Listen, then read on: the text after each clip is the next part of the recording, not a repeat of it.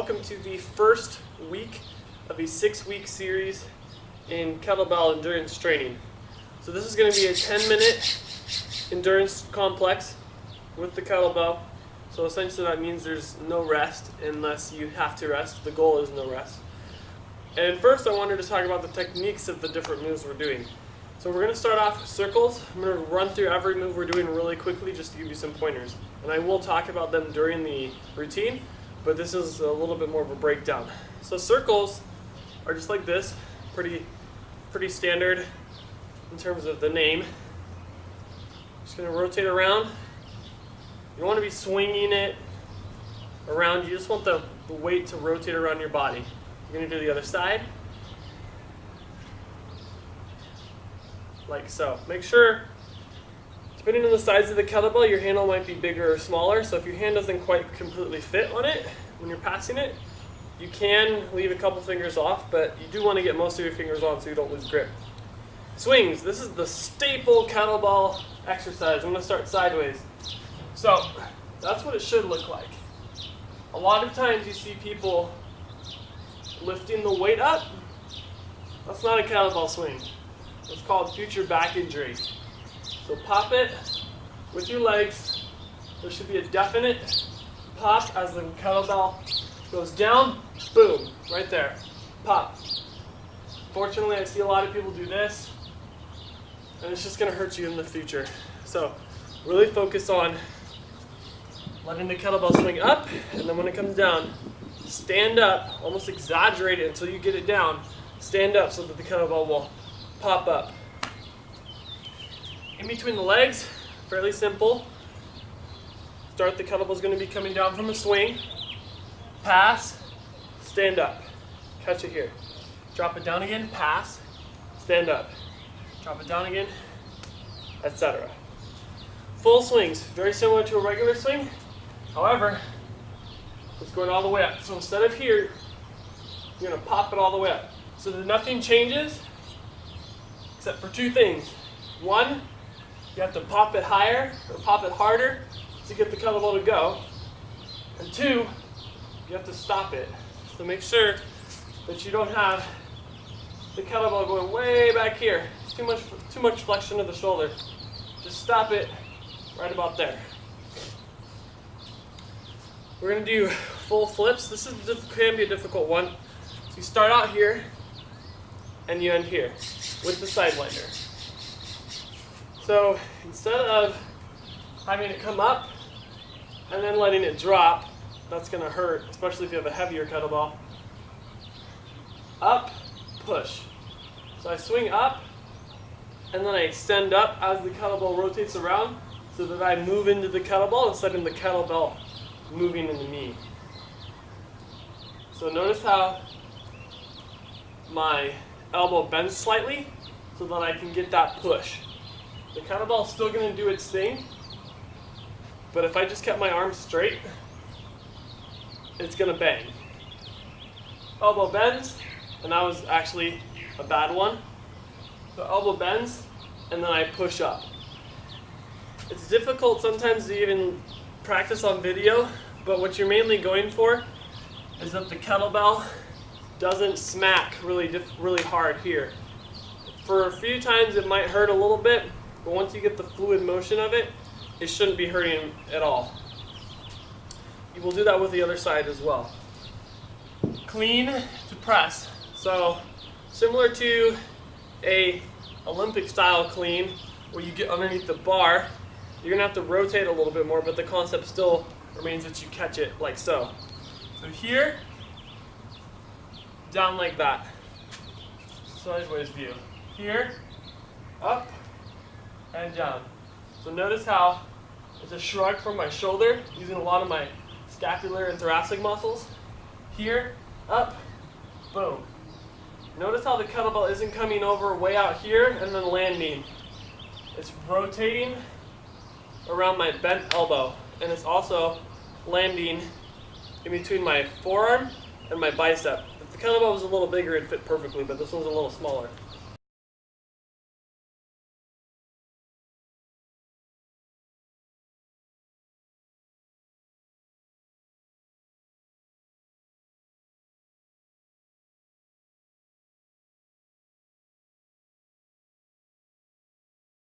catch it into squat. One more time. Up and catch it into squat. Now I'm going to slow that down for you in slow motion, but hopefully you can get the picture. 2 more. Alternating swings. All that is just like so. Alternating the swing, alternating arms. Basically, you've got 2 options. When you first start out, best option is to switch arms after you reattach your other hand to the kettlebell. So your both hands are in contact with the handle before you switch. Eventually, you can get to where you're letting go and catching it with the other hand. This is my preference, but I'd prefer that you practice first with both hands on the kettlebell before switching and get comfortable with that before you move on. Lastly, a full swing with 90-degree rotation. Bring it up and rotate. Bring it up, rotate. Bring it up, rotate. Notice how I'm bringing it up before I rotate. You never want to bring it up and as it's just coming up, rotate. Bad form, likely to be injured. Wait till the kettlebell is almost up, if not completely up, before you rotate. That way, there's very little lever arm involved, and you can rotate around that axis that you've created that's straight up and down. Right here, a lot easier to rotate than it is out here when you've got this huge weight at the end of a fairly long lever arm. So one more time.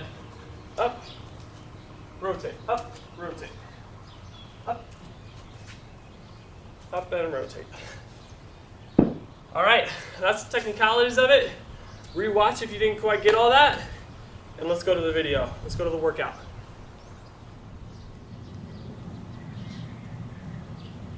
So today we have our 10-minute routine of the kettlebell. It's non-stop. Of course, if you need to stop, that's always up to you. Please modify or take breaks when you need to, but our goal is to last for the entire 10 minutes.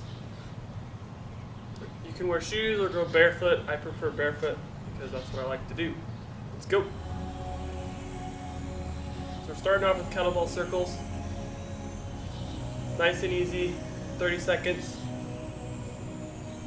One direction, and then we'll do 30 seconds in the opposite direction. You don't want to have a huge sway with your body.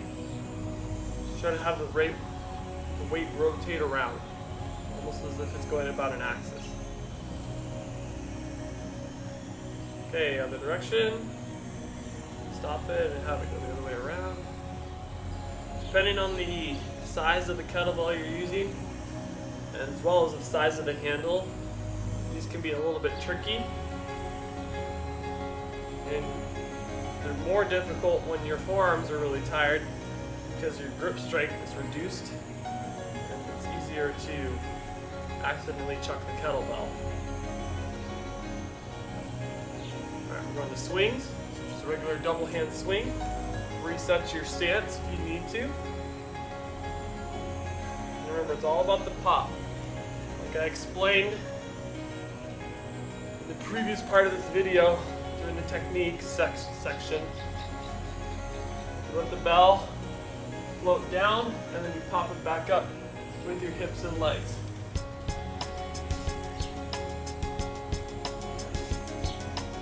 Nice and easy. It's a staple kettlebell exercise and you want to get used to it.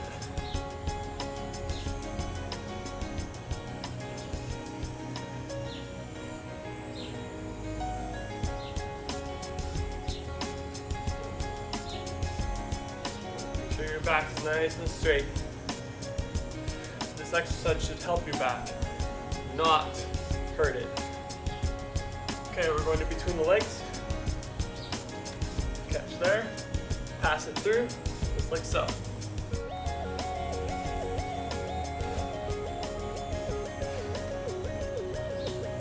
Going back to what I was just saying about not hurting your back. No kettlebell exercise should hurt your back. Because if it does, that means you're doing it wrong. Kettlebell exercises are a great way to strengthen your core, back extensors, and legs. Of course, your arms are working too, but they're pretty much just along for the ride. They're gonna get tired, but that's not really the main goal, at least with the moves we're doing. If we were gonna do like a upright row, that's a little different. But the moves we're doing, they're just along for the ride. Okay, going to full swings, all the way up. Make sure you're stopping it and not being too far back.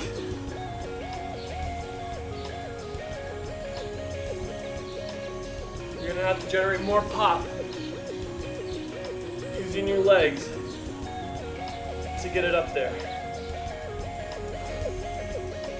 Here's what it looks like from the side.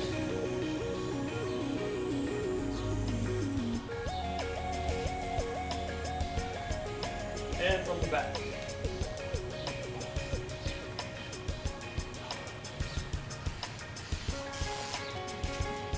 Notice how as soon as that kettlebell drops, boom, I pop up. Boom. Right there. Not a lot of arm interaction. It's just controlling where the kettlebell goes. Okay, one-handed. Full flip into sidewinder. Flip back over. Repeat the movement.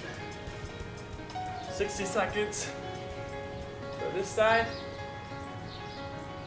And 60 seconds for the other side. Also remember to breathe. It's important with something like this that's continuous that you do breathe.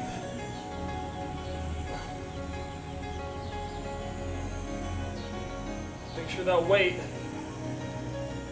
again like I explained earlier, is directly above you and you're pivoting underneath it. You don't want to have the weight down here. It's going to be bad for your body. Directly above you. Okay, switch sides. The sun is really in my eyes.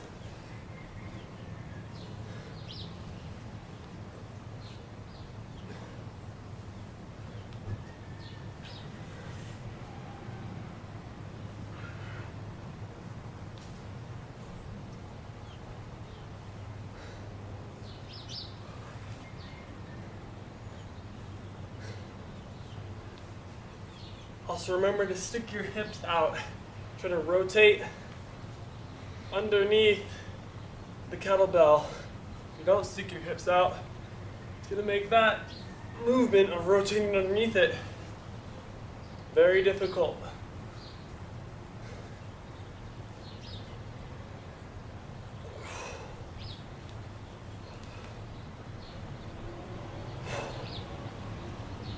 Last one. Switching arms, the kettlebell set, go into our clean, catch the bell, and press. Rotate it back.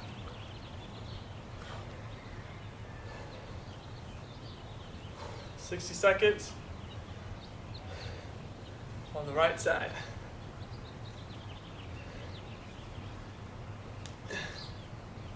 Ideally, as explained earlier, you want to catch the bell, like so, into a squat, and then press.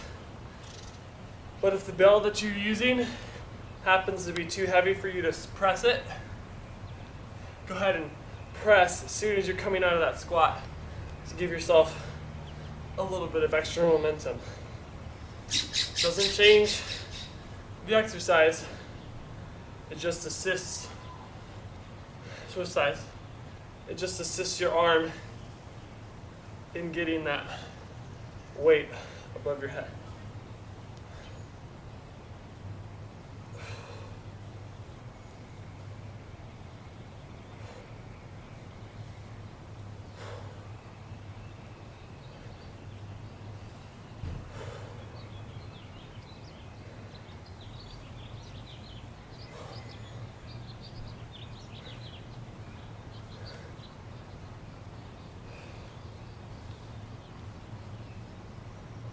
Now that one I just did was a little bit too wide of a rotation on the elbow. Remember to keep it tucked in. You don't want to swing your arms out way out there. You want it to be in. Good. We're going to go alternating swings. These ones can be tricky because you're passing the handle from one hand to another. So make sure that you've practiced it. Keeping both hands on the kettlebell before switching, like so. Notice how both hands contact the handle before I let go. Eventually, you can switch to where they're in the air. And there's a very small amount of time the bell is actually not in contact with both of my hands, but it gives you a different feel than purposefully making it so that they are contacting the handle.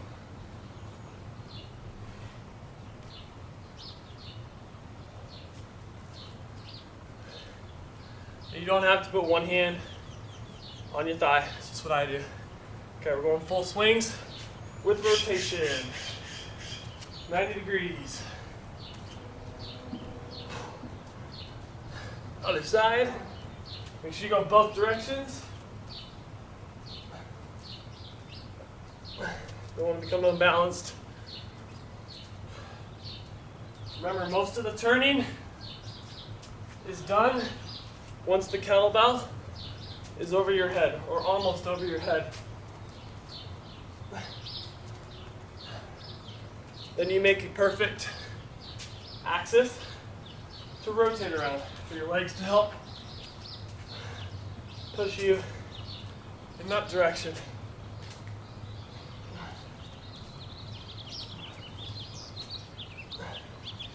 One more time around.